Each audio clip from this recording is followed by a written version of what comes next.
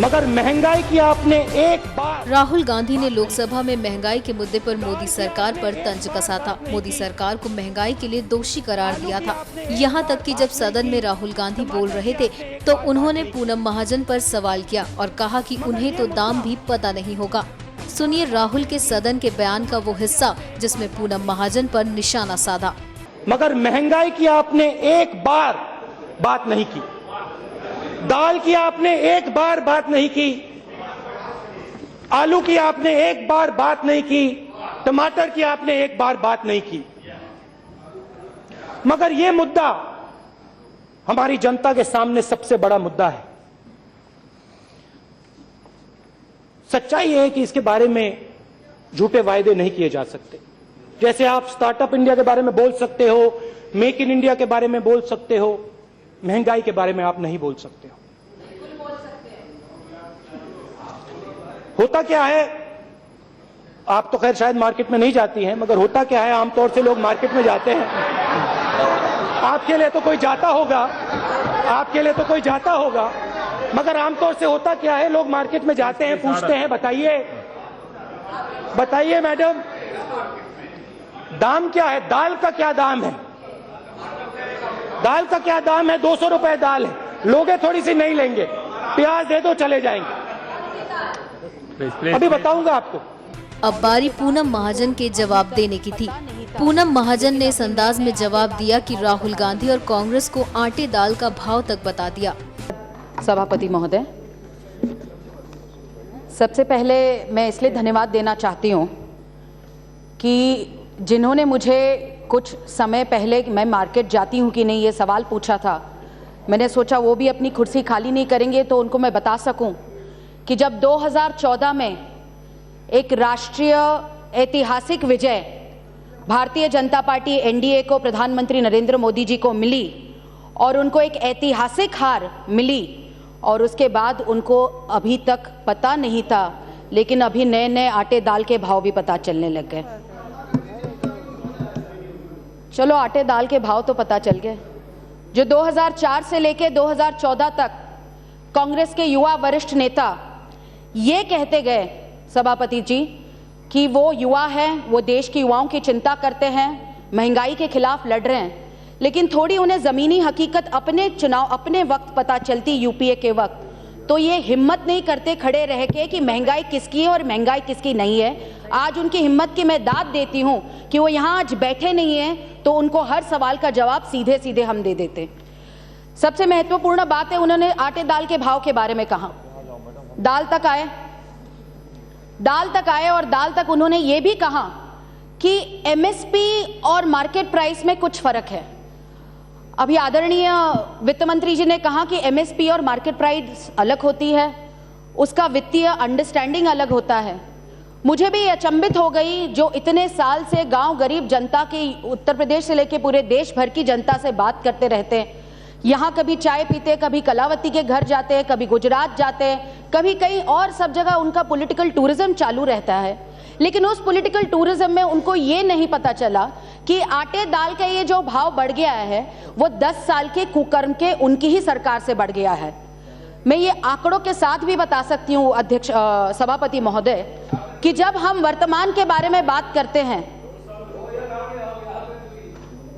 Don't interrupt, it's not his mistake, his boss is not there. वर्तमान की स्थिति जब आपके सामने आती है और जिस वर्तमान के लिए हम अभी लड़ रहे हैं कि इस वर्तमान में हमें वर्तमान अंधकार की तरह दिख रहा है, वर्तमान गलत दिख रहा है, लेकिन वर्तमान कब पैदा होता है? जब इतिहास बनता है तब वर्तमान पैदा होता है। और इन्होंने बनाए हुए 10 साल के अंधकार के इतिहास से आज हम वर्तमान में ये स्थिति देख रहे हैं। लेकिन वर्तमान में काम करना भी उतना जरूरी है कि देश के भवितव्य के लिए, आने वाले भविष्य के लिए हमें काम करना है। जब दाल की प्राइस के बारे में बात किया जाते हैं तो दाल में काला क्या है, ये पहले इनके काले धन के रूप से उनको देखना चाहिए। आज किस प्रकार की दाल काली हो रही है, दाल में क्या काला है, दाल की क्या कीमतें हैं, मुझे तो बहुत, मैं अचंभित हो गई कि जिस प्रकार से कीमतें उन्होंने निकाली। जब वो कुछ साल पहले देखते तो उनको पता चलता दाल की कीमतें इतनी ज्यादा बढ़ क्यों गई है।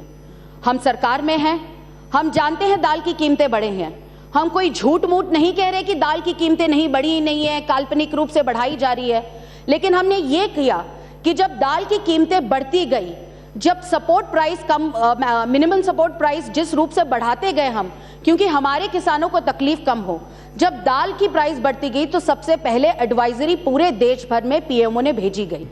आज उत्तर प्रदेश आप देखें, आप महाराष्ट्र देखें, राजस्थान देखें, ऐसे कितने राज्यों में जब एडवाइजरी भेजी गई, उन एडवाइजरी में पहली बार इतिहास में जो दाल के बिचौले हैं, होर्डर्स है, उन पे क्रिमिनल केसेस की गई।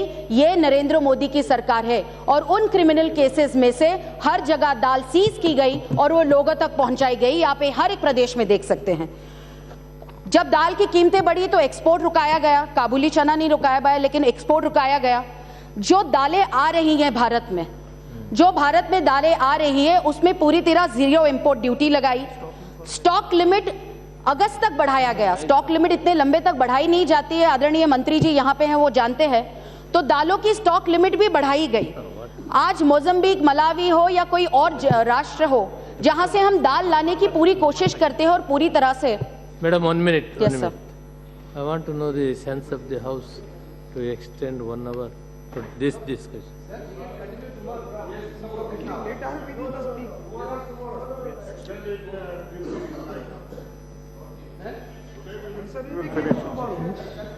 नहीं आज कल दूसरा काम, कल कोई और दूसरा काम करेंगे।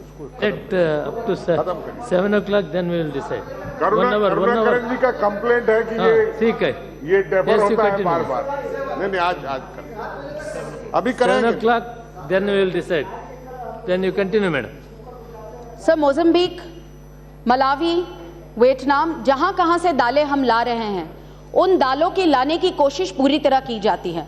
ये बात भी सच है, मेहताब जी ने कहा था कि हमें सिर्फ ये नहीं देखना है कि दालें कैसे ला सकते हैं, हमें ये देखना है कि देश भर में उसका उत्पन्न कैसे बढ़ सकता है, उसको हम ताकत कैसे बढ़ा सकते हैं। तो इसीलिए मैं कहती हूँ उनकी बात बिल्कुल सही है।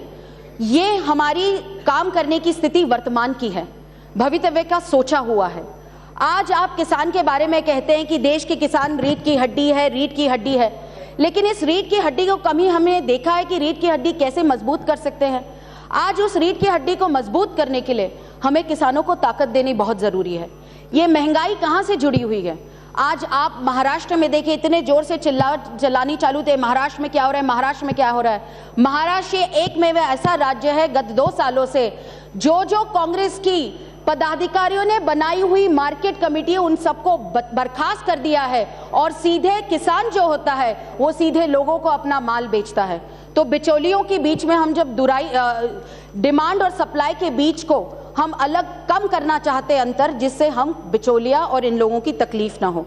दाल और पल्सेस पे मेहताब जी ने एक अच्छा बोला कि ये सेक्टर को ऑर्गेनाइज होना चाहिए और मैं बिल्कुल मानती हूँ। जब किसान फसल बीमा योजना प्रधानमंत्री जी ने की, वो रबी हो खरीफ हो, उस पर बहुत महत्वपूर्ण और ऐतिहासिक ये बात की गई है कि उसमें न कैप रखा गया है, न किसान को पूरी कहीं ना कहीं लिमिट है कि आप इतना प्रीमियम भरिए या ना करिए। लिमिट प्रीमियम की जो कुछ हो खुद गवर्नमेंट ऑफ इंडिया भरेगी, जितना किसान अपने रूप से कर सकते हैं वो दे सकता है। आज किसान को वो ताकत देना बहुत जरूरी है जिससे वो ताकत बढ़ती है। इस रीढ़ की हड्डी को हम ताकत देते हैं तो सबसे पहले बीज बोने से पहले खाद की जरूरत पड़ती है। सर, खाद मैं बचपन से अखबार पढ़ती आ रही हूँ और हर दूसरे हफ्ते ये, और रबी और खरीफ के तो वक्त अखबार पढ़ती हूँ, लेकिन हर वक्त ये अखबार में पढ़ती आ रही हूँ कि खाद के लिए किसान गया और लाठी खा के वापस आ गया। ये सालों साल हम देखते आ रहे हैं कि खाद के लिए किसान पहुंचता है और सिर्फ खाद नहीं तो लाठी खा के ही वापस आ जाता है। लेकिन गत 2 वर्षों से डिमांड और सप्लाई के बीच का अंतर बिचौलियों को निकाल के जिस प्रकार से कम किया गया है, आज मैं धन्यवाद देना चाहती हूँ प्रधानमंत्री जी को। जब किसान खाद की डिमांड करता है तो उसे लाठी नहीं तो खाद ही मिलता है। ये सप्लाई आदरणीय प्रधानमंत्री नरेंद्र मोदी जी ने किया है। वो नीम कोटेड यूरिया हो, वो रासायनिक खाद हो, डिमांड और सप्लाई के अंतर जब कम होता है तब इस प्रकार की होर्डिंग नहीं होती है। मैं सालों से ये भी सुनती आ रही हूँ, यहाँ पे आदरणीय युवा नेता है नहीं जिन्होंने मुझे मार्केट में जाती हूँ कि नहीं पूछा गया, लेकिन मैं उनको ये पूछना चाहती हूँ, सालों से मैं तो पैदा होने के और सालों, कई सालों से लोग हर वक्त गरीबी हटाओ, गरीबी हटाओ, किसानों के लिए कुछ काम करो, गरीबी हटाओ से लेके हमारा हाथ गरीबों के साथ, यही मैं नारे सुनते आ रही हूँ, सुनते आ रही हूँ, सुनते आ रही हूँ। ये देश की जनता जानती है कि गरीब हटे या गरीबी हटी, लेकिन इनकी कुछ 7-8 पुश्तें बिल्कुल इस देश में सेट हो गई है। इस प्रकार की गरीबी हटाओ का नारा राजनीतिक इन लोगों ने किया हुआ है। मैं इतना ही कहना चाहती हूँ, जिस प्रदेश से मैं आई हूँ, हम किसान की ताकत जब निर्माण करेंगे तो ही उस प्रकार से खाद निर्माण होगा, बीज बोया जाएगा और फसल लोगों तक पहुंचेगी। हाँ बिल्कुल, हम चाहते हैं कि देश में जितना उत्पाद हो उतनी ही प्रकार से हमारे लोगों तक वो ताकत मिले, लेकिन उस उत्पाद के लिए, उस किसान के लिए क्या जरूरी है। 15 वर्ष में महाराष्ट्र में कांग्रेस की सरकार थी, मैं महाराष्ट्र से हूँ। 15 वर्ष में सबसे ज्यादा किसान आत्महत्या, किसान की आत्महत्या के बारे में युवा नेता ने कहा था, 15 वर्ष में महाराष्ट्र में किसानों की आत्महत्या सबसे ज्यादा हुई। क्यों हुई? किसकी सरकार थी? वो किसान आत्महत्या करता था, उसमें कारण कई थे, लेकिन एक कारण महत्वपूर्ण था, उसे खाद चाहिए था, उसे पैसा चाहिए था, उसे फसल बीमा योजना चाहिए थी। लेकिन जब वो किसान, लोड शेडिंग, 16-16 घंटे बिजली नहीं होती महाराष्ट्र में थी। आज बिजली पूरी तरह से सरप्लस है, लेकिन वो 15 वर्ष बिजली महाराष्ट्र में नहीं होती थी। तो वो किसान जब आत्महत्या करता था, तो अध्यक्ष महोदय, इतनी दुखद बात है कि उस समय जब कांग्रेस और एनसीपी की सरकार थी, तो एफआईआर में जब किसान की आत्महत्या की दर्जी की जाती थी, तो उसमें यह लिखा जाता था कि उसका दिल किसी पे आ गया था और दिल टूट गया, इसलिए उसने शराबी होके देवदास बन के अपनी आत्महत्या कर ली। और ये सिर्फ एक ऐसी एफआईआर नहीं, ऐसी अनगिनत एफआईआर हैं कि जहां पे किसानों की आत्महत्या का एक मजाक बना दिया था। और ये हमें कहेंगे कि महंगाई की इतनी चिंता है। Now please conclude madam, on the second one, महत्वपूर्ण बात विमेन एम्पावरमेंट की है। बस मैं 2 मिनट में खत्म करती हूँ। महत्वपूर्ण बात विमेन एम्पावरमेंट की कहा जाती है। आज हम सब ये जानते हैं, गांव गरीब में महिला चूल्हा फूंक के अपनी जिंदगी फूंक देती थी। अमेठी हो, रायबरेली हो, मुंबई हो, पूरे देश भर में हो, कभी इन लोगों ने 60 साल में ये सोचा मैडम कि ये चूल्हा फूंक फूंक के हमारी माई जो हमें पुश्तों में वोट दे रही है, वहां तक कभी एलपीजी का गैस पहुंचा? ये उज्ज्वला योजना से हमारे प्रधानमंत्री जी ने गैस पहुंचाया। मैं जानती हूँ समय की सीमा कम है, लेकिन आंकड़ों के एक दूसरे के साथ हम लोग जब आंकड़ों की लड़ाई करते, तो आंकड़ों की लड़ाई में कहीं ना कहीं हमें भी आंकड़े देने पड़ते हैं। और ये आंकड़े कोई गवर्नमेंट के आंकड़े या कहीं के नहीं है मैडम, ये आंकड़े वर्ल्ड बैंक डेटा के आंकड़े हैं। इन आंकड़ों में यही दिखाया गया है कि जब जब कांग्रेस की सरकार आई है, तभी मुद्रास्फीति माने इन्फ्लेशन बढ़ता जाता था, और जब जब अब नॉन कांग्रेस की सरकार आई है, तभी तभी इन्फ्लेशन घटता गया है। वो इंदिरा जी की non counting 2 years of emergency में एवरेज 10% है और हाईएस्ट 74 में 28% है मैडम। मोरारजी की जब सरकार आई नॉन कांग्रेसी, एवरेज 5.7 हो गया। आदरणीय इंदिरा जी की फिर से सरकार 84 तक आई तो 10% 5, राजीव गांधी जी की 7%, नरसिम्हा राव 10%, अटल बिहारी वाजपेयी 5% इन्फ्लेशन घट गया। और जब मनमोहन सिंह जी छोड़ के गए थे तो वो 13% थी। नरेंद्र मोदी जी ने पहले ही साल में 6% इन्फ्लेशन नीचे लाई। मैं अंत में इतना ही कहना चाहती हूँ मैडम कि यहाँ पे हम हर वक्त कहते हैं कि हर चीजों का जुमला बनाया जाता है। हम हमारे प्रधानमंत्री को लोह पुरुष के रूप से देखते हैं कि वो लोहे की तरह लोगों से लड़ते हैं और लोगों के लिए काम करते हैं। बुराई के खिलाफ लड़के हमारी गोर गरीब जनता के लिए हमें काम करना है। हम उन्हें आयरन मैन कहते हैं, लेकिन ऐसे आयरन मैन पे ऐसे युवराज जब प्रश्न उठाते हैं, जो 60 साल से सोए हुए स्लीपिंग ब्यूटी जो यही सोते रहते हैं, उनके बारे में मैं क्या कहूं। इन लड़ाई में हमें ना पड़ते हुए सब साथ में मिले, और महंगाई का जो मैंने वर्ल्ड बैंक डेटा दिया है उस रूप से देख के महंगाई कम हो रही है। तो मैं जानती हूं कि इतनी हिम्मत उन्होंने कैसे की महंगाई की कि 100 चूहे काके बिल्ली हज को गई। यही कांग्रेस को मैं कह सकती हूँ। बहुत बहुत धन्यवाद। NMF न्यूज की रिपोर्ट। आटे दाल के भाव भी पता चलने लग गए।